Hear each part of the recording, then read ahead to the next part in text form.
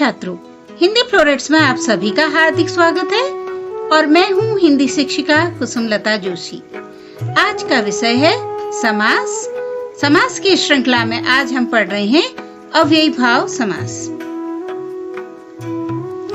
समास का अर्थ है संक्षिप्त करने की विधि या ब्रीफिंग का तरीका।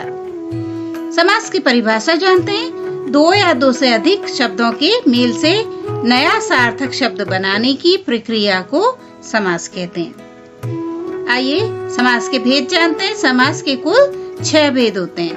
तत्पुरुष समास, कर्मधारय समास, अव्ययी भाव समास, बहुव्रीहि समास, द्विगु समास और द्वंद्व समास। आज हमारा विषय है अव्ययी भाव समास।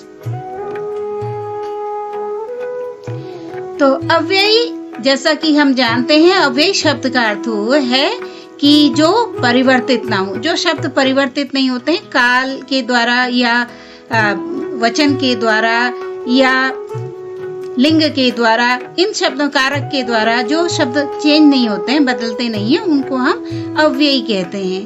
तो अव्ययी, दूसरे शब्दों में कहें कि क्रिया विशेषण वाले शब्द सारे अव्ययी शब्द होते हैं, अथवा जिनमें मैं, पर, भर, लिए आदि शब्द आते हैं, वे सब अव्ययी शब्दों में आते हैं। तो अव्ययी भाव समास में अव्ययी शब्द का, अव्ययी भाव का बोध होता है, इसलिए हम उसे अव्ययी भाव समास कहते हैं।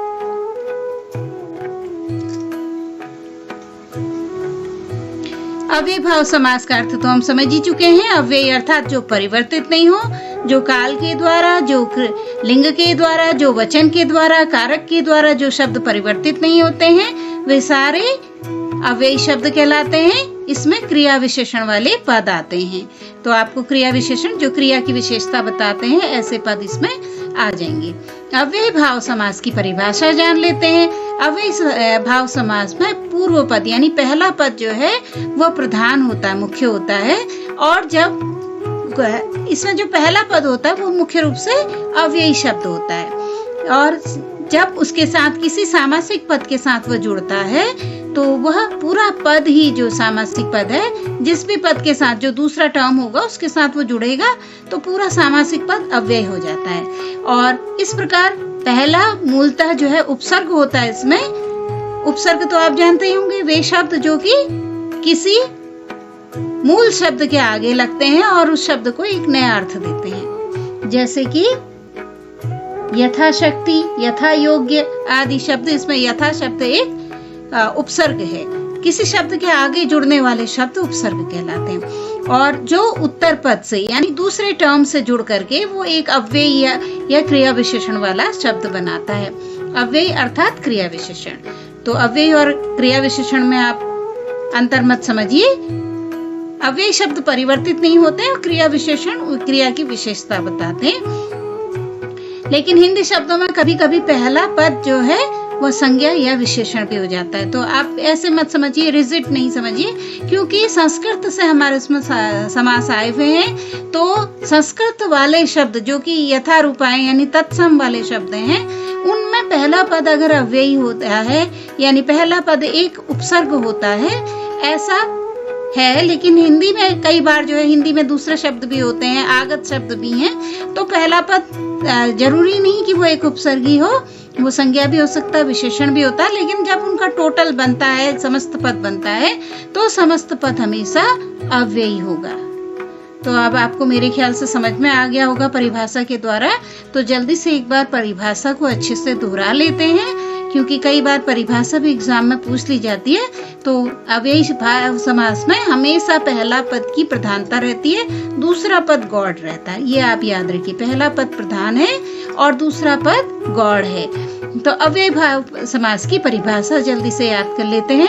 अव्ययी भाव समास के पूर्व पद की प्रधानता होती है और सामासिक पद अव्यय बनता है, और इसमें पहला पद मूलतः उपसर्ग होता है, जो उत्तर पद अर्थात बाद के वाले पद से मिलकर अव्यय अर्थात क्रिया विशेषण बन जाता है।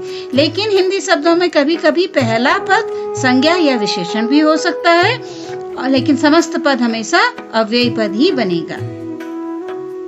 तो इस प्रकार हमने परिभाषा जान ली है।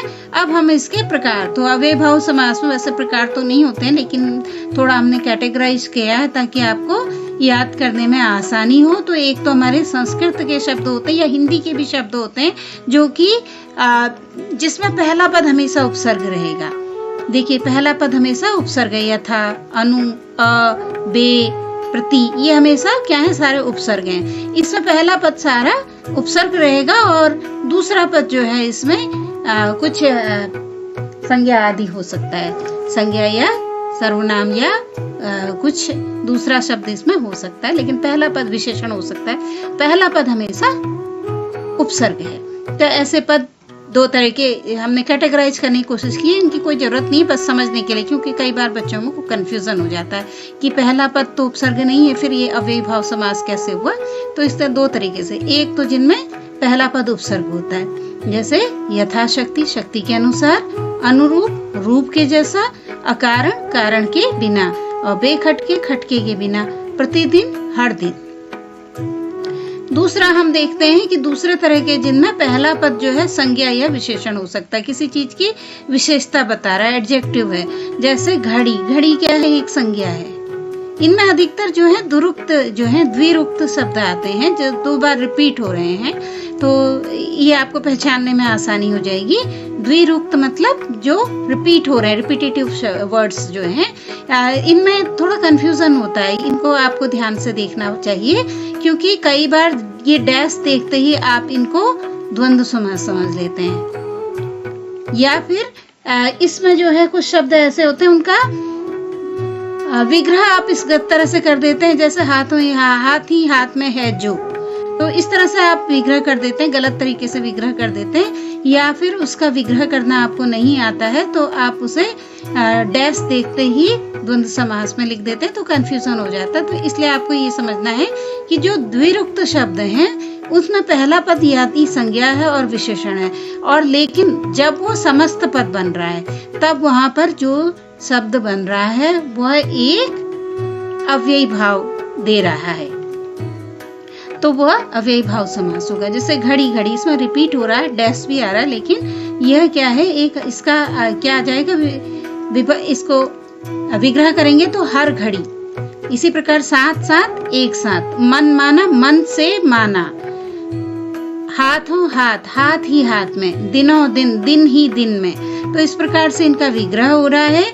और इसमें पहला शब्द जो है, जैसे इसमें संज्ञा है, इसमें क्या है, विशेषता बता रहा साथ में। तो इस प्रकार से पहला पद संज्ञा भी हो सकता है, विशेषण भी हो सकता है, उपसर्ग भी हो सकता है, क्योंकि हिंदी में, संस्कृत में अलग तरीके है, उनकी वो भाषा अलग है। तो हालांकि हिंदी में समास जो है संस्कृत से ही आए हैं, लेकिन अब हिंदी के समास थोड़े से अलग तरीके से हम उनका विग्रह करते हैं, और उसमें जरूरी नहीं कि पहला पद हमेशा उपसर्ग हो, तो संज्ञा और विशेषण भी हो सकते हैं। ऐसे शब्दों को हम अव्ययी भाव समास कहते हैं, जो कि मूल भाव जो है हमें अव्ययी भाव देते हैं। तो आपको अभी समझ में आ गया होगा।